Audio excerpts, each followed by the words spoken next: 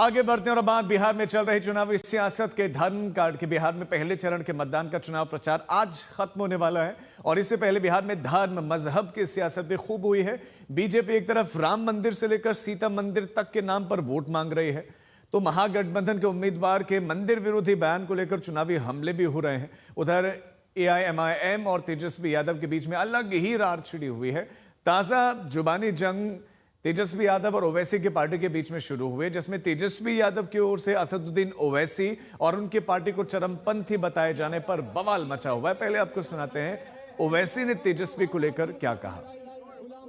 तेजस्वी की नजर में, राजद और गठबंधन की नजर में जो नमाजी है वो चरमपंथी है, जो कुरान को पढ़ता है वो चरमपंथी है, जो रोजे रखता है वो चरमपंथी है, जो जिसके चेहरे पर दाढ़ी है वो चरमपंथी है, जिसके सर के ऊपर नमाज की जाती है वो चरमपंथी है। ये हमारी मां और बहनों के सर पर दुपट्टा या हिजाब या बुर्का है, राजद और गठबंधन की नजर में चरमपंथी है।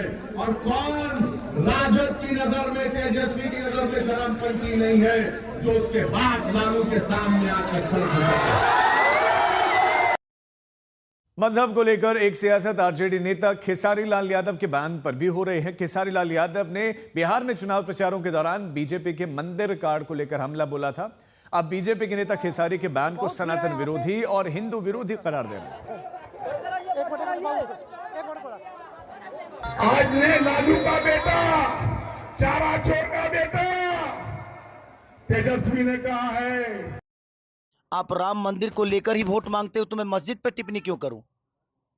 मेरे कहने का मतलब कि राम मंदिर बनाना जरूरी है, बट क्या अस्पताल बनाना जरूरी नहीं है? रोजी रोजगार जरूरी नहीं है? शिक्षा जरूरी नहीं है? रोजी रोजगार के लिए ट्रम्प को वोट करने जाएंगे हम कि आप ही को करेंगे? आप ही को किए हैं। मैं ये कह रहा हूं कि आप बनाइए, दुनिया में सारे हर जगह मंदिर बना दीजिए, लेकिन मंदिर से हमारे बच्चों का भविष्य तय हो जाएगा?